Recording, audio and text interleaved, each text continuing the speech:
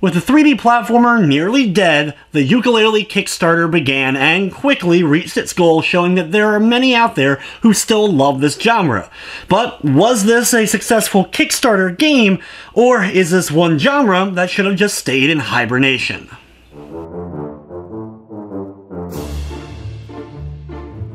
Yooka-Laylee is the resurrection of the 3D platformer. It's the spiritual successor to Banjo-Kazooie, with the people that worked on those classics getting together to create a new studio called Playtonic to create this game. In almost every way though, Yooka-Laylee is Banjo-Kazooie. Yeah, there's new characters, it's a new world, but it looks, feels, plays, sounds like Banjo-Kazooie. Down to the characters grunting for the voice acting, the overall look to the menus and the items in specific that you're picking up. I mean, pretty much every item that was in Banjo-Kazooie is represented here in one way, shape, or form, just changed up to fit this new world. And of course, the great soundtrack from Grant Kirkhope fits this world perfectly, and a lot of the music could have just been subbed in right into a Banjo-Kazooie game. If you wanted this game to be that kind of experience, it's exactly what it is. If you're someone who doesn't really like 3D platformers or didn't like them back in the day, you're not going to like Yooka-Laylee. It has all the same pluses and the same minuses that 3D platformers of the classic era ended up having. There is a ton to do and collect in Yooka-Laylee. The worlds itself that you get to explore and find all the various trinkets are quite large. Some of them a bit too big for my liking. It felt like there was some blank empty space here and there, but for the most part there was still a lot to do, and usually I didn't run into any dead ends. I was able to usually lead myself into finding the next collectible or next upgrade or whatever it may be in order to continue the story going. Your basic goal in Yooka-Laylee is to collect, specifically pages, just like the Jiggies from Banjo-Kazooie. Here, you're going to be entering worlds and completing different tasks in order to get a pagey. This could be something as simple as solving a small puzzle, helping out a citizen by finding an object that's hidden in the map somewhere, or sometimes defeating a boss.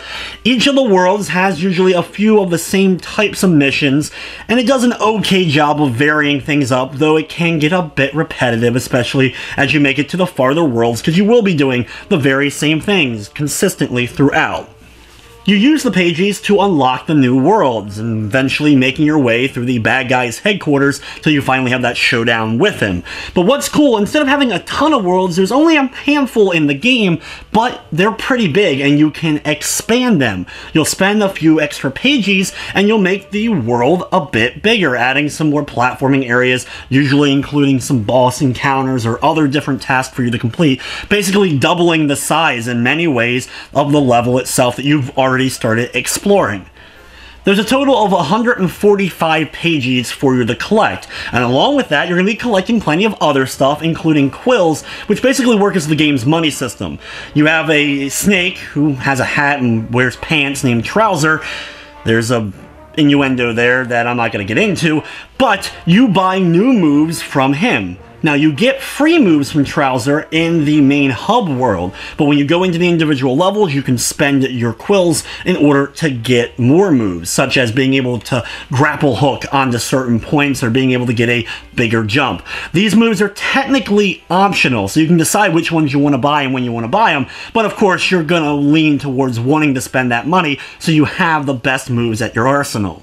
Instead of just having, though, the ability to use the moves endlessly, you do have a power bar. If this runs out, you won't be able to use the specialty moves until it refills. You can automatically refilling it by finding butterflies, which you can either run into in order to refill your power meter, or eat using your tongue in order to replenish your health, whichever one you ended up deciding. So instead of having multiple different types of things for like the power and the health, it's technically one item, just the way you grab it dictates what you end up getting. Other collectibles, though, include finding these tokens that you can then spend at mini-games, basically giant retro-style arcade games that mimic other classic games or franchises or other types of gameplay, like a mini-kart game or a rail-type shooter, with you being able to complete it, giving you a pagey, and then getting the high score, giving you another pagey. Similar a little bit to the arcade cabinets we saw in Donkey Kong 64, and that giving you multiple items. Just like Banjo-Kazooie, you have transformations as well from this professor by collecting a molecule in each of the worlds. There's also pieces of a pirate skeleton treasure for you to collect, and 5 ghost writers in each of the levels for you to get as well, pretty much like the Jinjos. When it comes to the control department, Yooka and Laylee control well. It's 3D platforming at its best, that is for sure. Being able to jump and hover, float, and being able to get up to higher areas and looking to where you want to go and then being able to achieve that by doing all the different jumps you need to is still very satisfying. Getting the pages is still very much a cool feeling when you're able to finally figure out what you need in order to get one. But there are some issues. The camera is pretty bad. There are moments where the camera will quickly shift when you're in the middle of a key moment, causing me to either get hit by an enemy or boss or end up falling off the platform that I'm on because I wasn't able to see. You do have control of the camera, and you can even bring it into a first-person perspective to aim, but even with that, it still ended up messing up, getting stuck behind things or glitching a little bit. There is also noticeable frame rate drops at certain points. It wasn't as much as I was expecting, as I was told it was some pretty bad moments for some gamers, but for me, when it did happen, it was pretty noticeable. The other problem with it is the controls for some of the mini games or some of the extra stuff you get to control, like the transformation for the tow truck, ended up being really sloppy and just made the brief moments that I had to play as it a chore to do so. And a lot of the mini games would have been a lot funner with tighter controls. I do appreciate, though, with those mini games, some of them can actually be played up to 4-player multiplayer if you want to do so. There was also some noticeable hit detection issues. I was ending up getting hit by either certain enemies, certain hazards, or during boss encounters in particular, where things just shouldn't have ended up hitting me, but did. Yooka-Laylee is available now for $39.99. If you're on the PS4, it does of course feature a full trophy list, including a platinum, and you're going to have to collect every little thing if you're going to want to achieve that. Overall, if you're expecting what would have been Banjo 3 here with Yooka-Laylee, it's pretty much what you're going to get.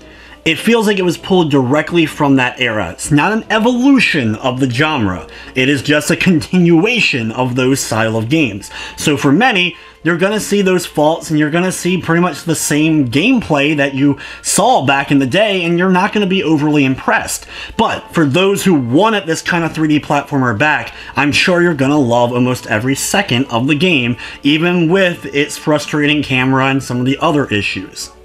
For me, though, it's kind of a mixed bag. I appreciate the fact that this game exists and bringing the 3D platformer back, and I was one of the many Kickstarter backers for the project. I'm not disappointed by any means, but at the same time, I wasn't blown away from it. I do like some of the new characters, and other ones were just kind of okay. Didn't have the same endearing qualities as some of the classic ones from the older games, but that's easily some nostalgia maybe clouding my judgment there. It does look and sound like I hoped it would. There's some great sound effects, and I love the music, of course.